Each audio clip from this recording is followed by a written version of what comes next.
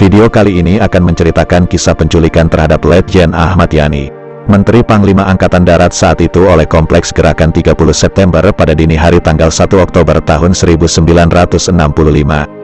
Kisahnya, tentang dialog Letjen Ahmad Yani dengan para penculiknya sebelum Panglima TNI AD itu ditembak. Dikutip dari artikel yang dimuat di website Pusat Sejarah TNI. Diceritakan pada dini hari tanggal 1 Oktober tahun 1965. Menjelang subuh, sekelompok tentara menyatroni rumah Letjen Ahmad Yani yang terletak di ujung Jalan Lembang, Jakarta. Saat itu Mbok Milah, pembantu rumah tangga Letjen Yani, sudah bangun. Begitu pula Edi, putra bungsu Jenderal Yani. Sementara itu di luar rumah, komplotan penculik berhasil. Mereka langsung menyergap pasukan pengawal. Setelah itu komplotan penculik memasuki pekarangan. Sersan Tumiran dalam pakaian seragam Cakrabirawa, pasukan pengawal Presiden Soekarno, masuk melalui pintu depan yang kebetulan tidak terkunci dan memerintahkan Mbok Milah membangunkan Jenderal Yani. Pembantu rumah ini tidak berani dan karena itu Edilah yang dibujuk Sersan Tumiran untuk membangunkan ayahnya.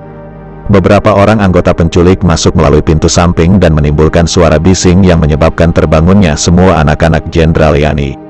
Karena diberitahu bahwa ada utusan Presiden yang akan menghadap, Jenderal Yani segera bangun dan keluar ke ruangan tamu belakang untuk menemui utusan tersebut.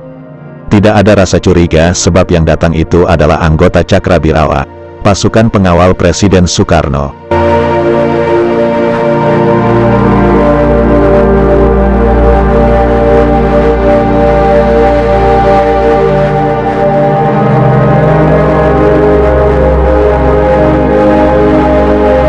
Sersan Raswat, salah satu anggota komplotan penculik yang ketika itu memakai tanda pangkat kapten, melaporkan bahwa Jenderal Yani diperintahkan Presiden Soekarno segera menghadap ke istana. Lalu terjadilah dialog antara Jenderal Yani dengan para penculiknya.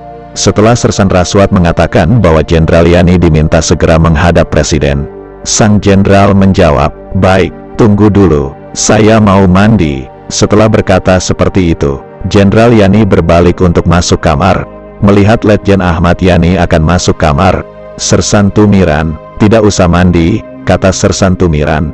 Jenderal Yani menghentikan langkahnya. "Baik, saya akan cuci muka dan berpakaian," kata Jenderal Yani.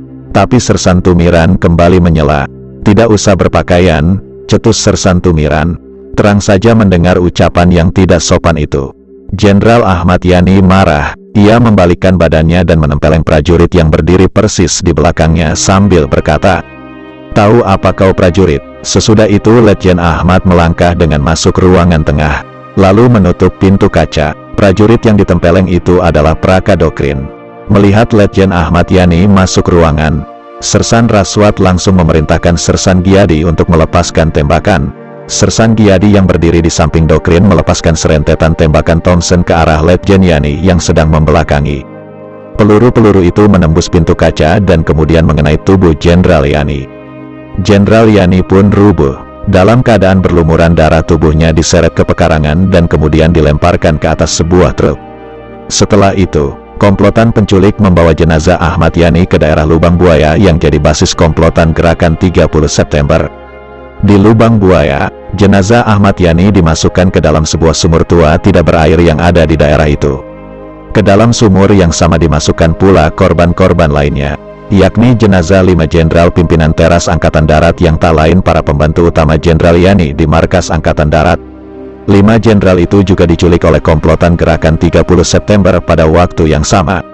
Ikut dimasukkan pula jenazah Letu Pierre Tendean, Ajudan Jenderal Abdul Haris Nasution yang dibawa ke Lubang Buaya karena disangka Nasution. Jenderal Nasution sendiri selamat dari upaya penculikan, lalu bersama dengan Pangkostrat Maijen Soeharto dan para perwira Angkatan Darat lainnya melancarkan aksi balasan yang membuat Gerakan 30 September berantakan. Sumur maut itu sendiri ditemukan pada tanggal 3 Oktober tahun 1965 setelah daerah Lubang Buaya dan sekitarnya dibersihkan dari gerombolan G30 SPKI. Pada hari ulang tahun ke-20 ABRI, jenazah-jenazah korban pengkhianatan PKI itu dimakamkan di Taman Makam Pahlawan Kalibata, Jakarta dengan upacara militer yang hikmat dan mengharukan, menurut Pusat Sejarah TNI dalam artikel yang dimuat di website resminya. Letjen Ahmad Yani, Pemimpin Angkatan Darat dan ayah dari 8 orang anak itu memiliki 13 buah tanda jasa berkat pengabdiannya kepada negara. Berkat pengabdian itu pula, setelah gugurnya, pemerintah menganugerahkan kepada Letjen Ahmad Yani gelar pahlawan revolusi pada tanggal 5 Oktober tahun 1965. Pangkatnya juga dinaikkan 1 tingkat menjadi Jenderal Anumerta.